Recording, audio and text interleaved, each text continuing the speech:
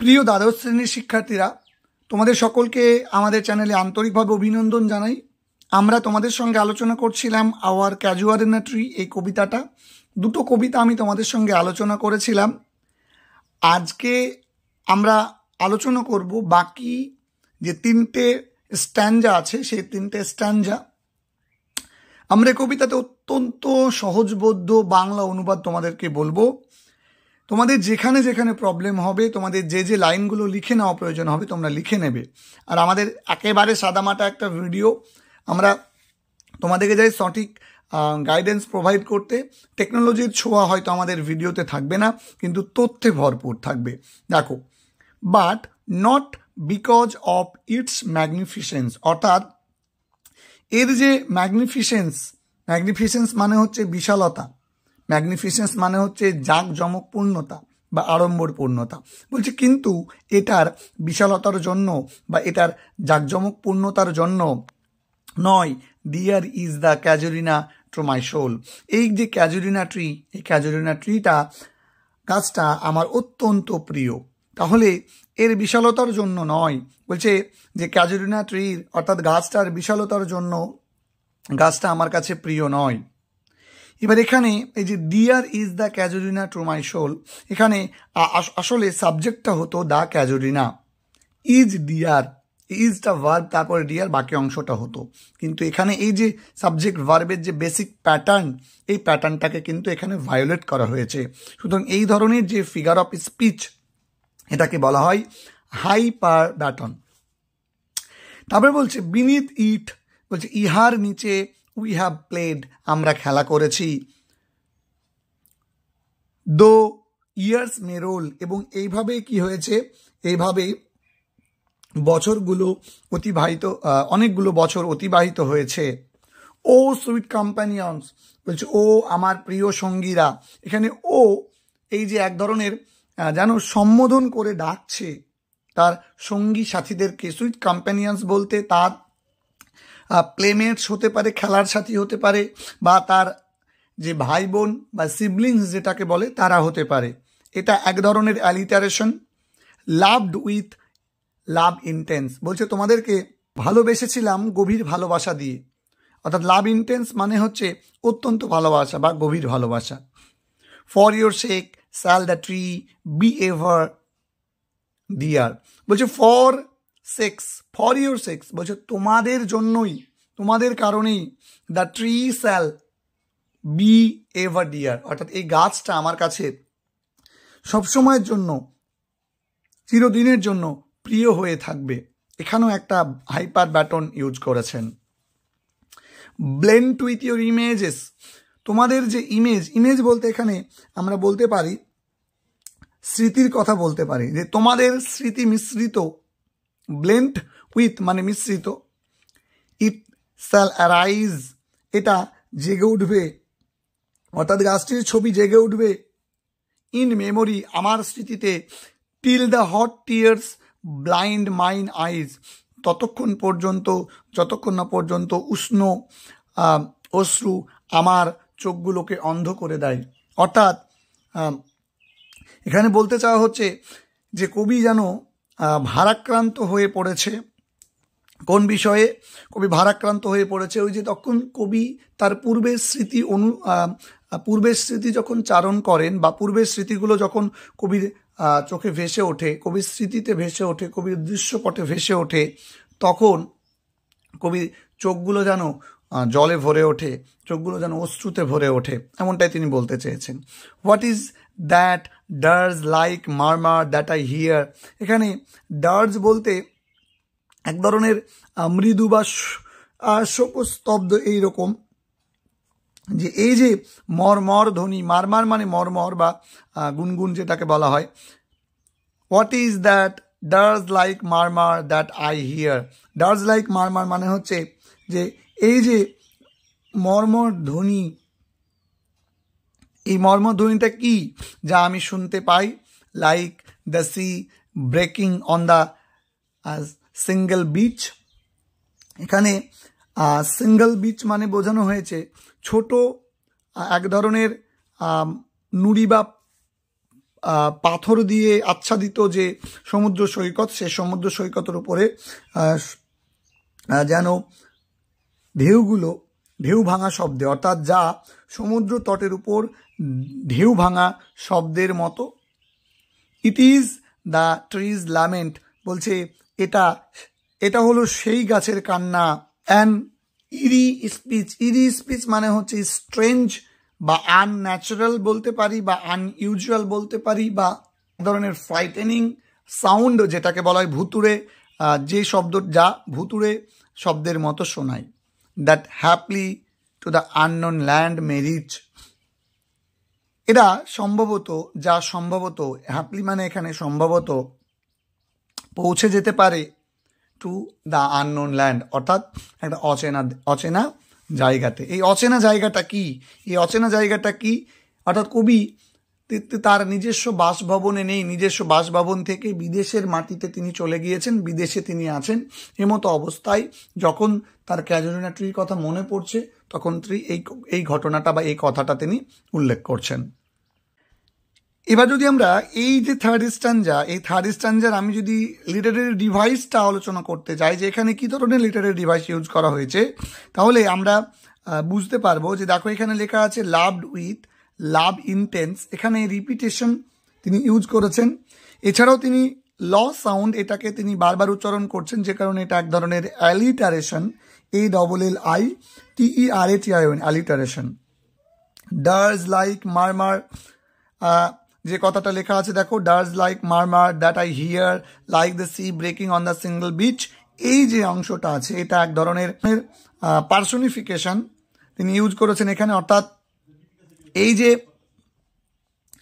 যে এখানে তিনি বলতে চেয়েছেন যে কোনো একটা আওয়াজ তিনি শুনতে পান এবং সমুদ্র যেন ভেঙে পড়ে সমুদ্র তটে, এই যে ব্যাপারটা, এটা এক ধরনের পার্সোনিফিকেশন, বা আমরা বলতে পারি এখানে তিনি সিমিল ইউজ করেছেন, যেহেতু লাইক দ্য সি, এই লাইক দিয়ে তিনি বোঝাতে চেয়েছেন। ও সুইট কম্প্যানিয়ন, এখানে তিনি অ্যাপোস্ট্রফি ইউজ করেছেন, এটা আমি আগেই বললাম তোমাদেরকে। টিল দ্য হট টিয়ার্স, এই যে লাইনটা আছে, till the hot tears blind mine eyes, এটা হাইপারবোল, মানে আমার চোখগুলোকে অন্ধ করে দেয়, এটা বাড়িয়ে বলেছে, সুতরাং এটা হচ্ছে hyperbole. It is trees lament, এই যে অংশটা আছে, ট্রি মানে গাছ, গাছের ল্যামেন্ট, গাছের আবার কেমনভাবে কান্না করবে, সুতরাং এখানে ব্যক্তিত্ব গুণাবলী আরোপ করা হয়েছে। এখানে আমরা বলতে পারি এটা হচ্ছে এক ধরনের পার্সোনিফিকেশন। এছাড়াও তোমাদের গুরুত্বপূর্ণ যে অংশগুলো, এখান থেকে যে ধরনের প্রশ্নগুলো তোমাদের এক্সামে আসতে পারে, সেই রিলেটেড আমি ভিডিও তোমাদেরকে খুব দ্রুত প্রোভাইড করে দেব। এরপরে দেখো, এরপরে হচ্ছে তোমাদের স্ট্যাঞ্জা নাম্বার 4। স্ট্যাঞ্জা নাম্বার 4-এ unknown yet well known to the eye of faith, অপরিচিত তবু যেন আমার বিশ্বাসের চোখে এটা সুপরিচিত। I have heard that well far far away, আমি ওই বিলাপগুলো শুনছি, বা ওই বিলাপগুলো আমি শুনেছি অনেক দূর থেকে ভেসে আসতে। অর্থাৎ আমি ওই যে বিলাপগুলোর কথা তিনি বলছেন, যে গাছেদের ল্যামেন্ট বা যে আওয়াজ তিনি শুনতে পাচ্ছেন, সেগুলো যেন আমি অনেক অনেক দূর থেকে ভেসে আসতে শুনেছি। অর্থাৎ এখানে দেখবে যে তিনি অডিটরি ইমেজারি সৃষ্টি করার চেষ্টা করেছেন, এত ডিটেলস তোমাদের নেই। অর্থাৎ যেটা কবিতাটা যখন আমরা পড়বো, কবিতাটা পড়তে পড়তে কবিতার লাইনগুলো পড়ার সময় যখন আমাদের দৃশ্যপটে কোনো ছবি ভেসে উঠবে, তখন সেটা হবে ভিজুয়াল ইমেজারি। যদি আমাদের শ্রবণ কেন্দ্রে যদি কোনো রকম শ্রবণ অনুভূতি সৃষ্টি হয়, যেন কোনো একটা কিছু আমরা শুনতে পাচ্ছি, তিনি একটা আওয়াজের কথা বলছেন, আওয়াজটা হয়তো আমরা শুনতে পাচ্ছি, এরকমটা যদি মনে হয়, তাহলে সেটা হয়ে যাবে এক ধরনের auditory imagery. In distant land বলতে কোনো এক দূরের, বাই মেনি শেল্টার্ড বে মানে হচ্ছে সমুদ্র, আমরা বলতে পারি সমুদ্র তীর এখানে বোঝানো হয়েছে, কোনো এক দূরের সমুদ্র তীর থেকে। When slumbered in his cave the water wraith, যখন ঢেউগুলো তার গুহার মধ্যে ঘুমিয়ে থাকে। এখানে অটররেথ বলতে জল পরি বা এই টাইপের কিছু একটা বোঝানো হয়েছে, মানে জলের আত্মা, এইরকম কিছু একটা তিনি এখানে বোঝাতে চেয়েছেন। And the waves gently kissed the classic শোর, এবং যে ঢেউগুলো ছিল সেই ঢেউগুলো যেন মৃদুভাবে যেন চুম্বন করে যায়। এই যে ক্লাসিক শোর অর্থাৎ ঢেউগুলোকে, এখানে ক্লাসিক বলতে একটা বিশেষ ধরনের সমুদ্র তট, সেই যে সমুদ্র তটগুলো চারিদিকটা বাঁধানো আছে, জানে সমুদ্রের জলের ঢেউ যাতে এসে যখন আছড়ে পড়বে তখন যাতে তার আশেপাশের অঞ্চলগুলো বা এলাকাগুলো যেন ক্ষতিগ্রস্ত না হয়, তাই পাথর দিয়ে কী করা থাকে সেগুলোকে ঘেরা থাকে। এইটাকে বলা হচ্ছে ক্লাসিক শোর। অফ ফ্রান্স অর ইতালি, বলছে ফ্রান্স এবং ইতালির যে এই যে তিনি বললেন যে ক্লাসিক শোর, এই ক্লাসিক শোর অর্থাৎ এই যে সমুদ্র তীর, এই সমুদ্র তীরগুলো কোথাকার, অর্থাৎ সমুদ্র তীরগুলো যেন এক অতুলনীয় কোনো এক অতুলনীয় সমুদ্র তটকে, অর্থাৎ ওই ঢেউগুলো মৃদুভাবে চুম্বন করে যায় কোনো এক অতুলনীয় সমুদ্র তটকে। তা হয়তো কোথাকার, অফ ফ্রান্স অর মে, হয়তো ফ্রান্সের অথবা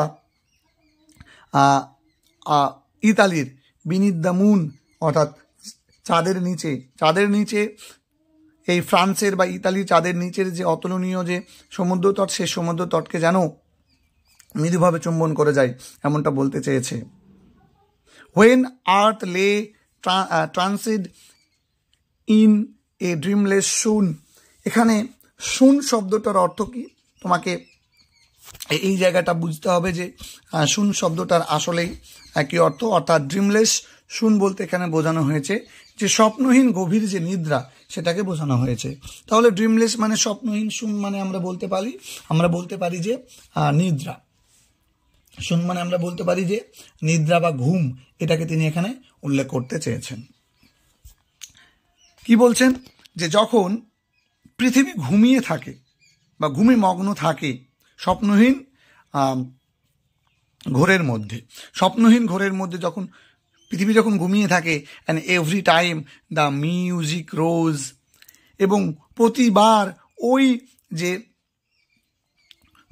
ওই যে সঙ্গীত, সে সঙ্গীতটা জেগে ওঠে, before mine inner vision rose a form sublime, অর্থাৎ আমার অন্তর্দৃষ্টিতে এবং মহিমান্বিত রূপে, এখানে ফর্ম মানে রূপ আর সাবলাইম মানে মহিমান্বিত, আমার অন্তর্দৃষ্টিতে মহিমান্বিত রূপে। দাই ফর্ম, দাই বলতে তোমার বা ইয়োর, এখানে এই যে ইয়োর বলতে ওই যে ক্যাজুলিনা ট্রি বা এই যে বিষয়টাকে এখানে বোঝানো হয়েছে যে ও গাছ, ও ট্রি, দেখো পরে বলে দিয়েছে যে ও ট্রি, বলছে ও গাছ তোমার যে রূপ, as in my happy prime, আমার চরম সুখে, তোমার এই যে রূপ, এই রূপটা আমার কাছে চরম সুখের। অর্থাৎ এখানে তিনি গাছের রূপ এবং কবির যে সুখ, সেই সুখের মধ্যে একটা তুলনা তিনি করেছেন, অর্থাৎ এটা হচ্ছে এক ধরনের তিনি সিমিল ইউজ করেছেন। আই স দি, আমি তোমাকে দেখতে পাই, in my own loved native clime, আমি দেখেছি বা আমি দেখেছিলাম তোমাকে তোমার প্রিয় মাতৃভূমিতে। এখানে নেটিভ ক্লাইম বলতে মাতৃভূমি, আর ক্লাইম মানে দেশ, নেটিভ ক্লাইম মানে নিজস্ব যে মাতৃভূমি বা ভালোবাসার অর্থাৎ আদরের যে তোমার নিজস্ব বা তোমার যে প্রিয় মাতৃভূমি, সে মাতৃভূমিকে আমি দেখেছিলাম। পঞ্চম স্থান যাতে আমরা যাব এবং এখান থেকে গুরুত্বপূর্ণ যে বিষয়গুলো বা ফ্রেজগুলো সেগুলো আমরা পরে আলোচনা করব। পঞ্চম স্থান যাতে বলছে দেয়ারফোর, তাই, আই ফেন মানে আমি আনন্দের সাথে, উড কনসিক্রেট আমি উৎসর্গ করব, এ লে একটা কবিতা, লে মানে এখানে পোয়েম, আনটু দাই অনর তোমার সম্মানার্থে, ট্রি গাছ, ও গাছ তোমার সম্মানার্থে, বিলাভেড অফ দোজ তাদের প্রিয় গাছ, তাদের বলতে তিনি এখানে বোঝাতে চেয়েছেন তার যে কম্প্যানিয়ান্সগুলো ছিল, তার সঙ্গী যেগুলো ছিল বা তার যে ভাই বোন যাদের সঙ্গে এই ক্যাজুলিনা ট্রির নিচে তিনি খেলা করেছেন, তাদের কথা তিনি এখানে বলতে চেয়েছেন। Who now in blessed sleep for aye repose, কি বলে দিয়েছে যে যারা এখন ব্লাভেড অব দো, যারা এখন চিরবিশ্রামে শান্তিতে শুয়ে আছে। এখানে দেখো, আমি যদি তোমাদেরকে বলি যে প্রত্যেকটা শব্দের অর্থ যদি আমি বলতে চাই, তাহলে এখানে আই, এই যে শব্দটা, এই শব্দটা হচ্ছে এক ধরনের এক্সপ্রেশন। তিনি ওহে এরকম এক্সপ্রেশন দিতে চেয়েছে। রিপোজ মানে হচ্ছে বিশ্রাম নেওয়া। তাহলে তিনি এখানে বলতে চাইছেন যে চির বিশ্রামে যেন শান্তিতে শুয়ে আছে। Dearer than life to me alas were they. এখানে তিনি হাইপার ব্যাটন ইউজ করছেন এবং তিনি বলতে চাইছেন যে আমার জীবনের চেয়েও প্রিয় ছিল হাই তারা। Mayst thou be numbered when my days are done. Mayst এগুলো আমরা বলতে পারি যে মে মানে আমরা জানি হয়তো, তো ওই জায়গাটা তিনি ইউজ করতে চেয়েছেন যে পারহ্যাপস, হয়তো। দাও মানে তুমি বা তোমার, নাম্বার্ড মানে এখানে সীমিত। when my days are done, দাও বি নাম্বার্ড, হয়তো তোমার দিন চলবে। when my days are done, যখন আমার দিন ফুরিয়ে যাবে হয়তো তখনও তুমি বেঁচে থাকবে, তখনও তোমার হয়তো দিন চলবে। উইথ ডেথলেস ট্রিজ, ওই যে মৃত্যুহীন গাছেদের, মৃত্যুঞ্জয় গাছেদের সাথে। লাইক দোজ ইন বড়োডেল, ওই বড়োডেল উপত্যকার গাছেদের মতো, অর্থাৎ কিছু ডেথলেস গাছ যেগুলো বড়োডেল উপত্যকায় দেখা যায়, সেগুলোকে এখানে বোঝানো হয়েছে। বড়োডেল আসলে হচ্ছে ইংল্যান্ডের একটা অত্যন্ত সৌন্দর্যের জন্য পরিচিত এমন একটা উপত্যকা, অর্থাৎ ওই বড়োডেল উপত্যকায়। Under whose awful branches lingered pale, আর যে ওই যে বড়োডেল উপত্যকায় যে মৃত্যুঞ্জয়ী গাছগুলো আছে, সেই গাছগুলোর নিচে যে অফুল ব্রাঞ্চেস, ভয়ঙ্কর, আমরা বলতে পারি যে ভয়ঙ্কর যে ডালপালা, সেই ডালপালাগুলোর নিচে। লিঙ্গার্ড মানে হচ্ছে বিরাজ করবে। কি বিরাজ করবে? পেল, fear, trembling, hope and death, the skeleton. কি করবে বলছে? যে বিবর্ণতা বিরাজ করবে ভয়, বিরাজ করবে কম্পিত আশা, বিরাজ করবে মৃত্যু এবং বিরাজ করবে কঙ্কাল। অ্যান্ড টাইম দ্য শ্যাডো, এবং সময়ের যে ছায়া, সেই গাছের নিচে বিরাজ করবে। অ্যান্ড দো উইক দ্য ভার্স, যদিও আমার কবিতাগুলো দুর্বল, তবুও দ্যাট উড ডাই বিউটি ফেন, তবুও আমার কবিতা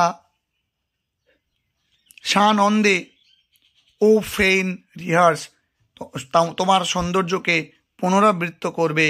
that may love defend thee from oblivion curse, হয়তো আমার এই ভালোবাসা তোমাকে বিস্মৃতির অভিশাপ থেকে তোমাকে পরাজিত করবে বা বিস্মৃতির অভিশাপ থেকে তোমাকে বাঁচাবে। অর্থাৎ আমি যদি এখানে বেশ কিছু জায়গা তোমাদেরকে যদি এখানে আমি বোঝাতে যাই, নাম্বার 5 যদি আমি বোঝাতে চাই, তাহলে তিনি 1 এবং 2 নম্বর লাইন যেটা তিনি উল্লেখ করেছেন, তিনি সেখানে একেবারে তিনি বোঝাতে চেয়েছেন যে তিনি ক্যাজুয়ালিটিকে, গাছটাকে অত্যন্ত সম্মান করেন। হয়তো তিনি একদিন মারা যাবেন, কিন্তু তিনি একটা কবিতা তার জন্য উৎসর্গ করে দিয়ে যেতে চাইছেন, যে কবিতাটা হয়তো সেই ক্যাজুয়ালিটিকে আমৃত্যু এই পৃথিবীতে মানে প্রজন্মের পর প্রজন্ম মনে রাখবে। 3 এবং 4 নম্বর লাইনে তিনি বলতে চাইছেন যে যারা এখনো তার যে সমস্ত কম্প্যানিয়নগুলো বা ভাই বোনগুলো যারা এখনো ঘুমে আচ্ছন্ন রয়েছে, তারা আসলে এই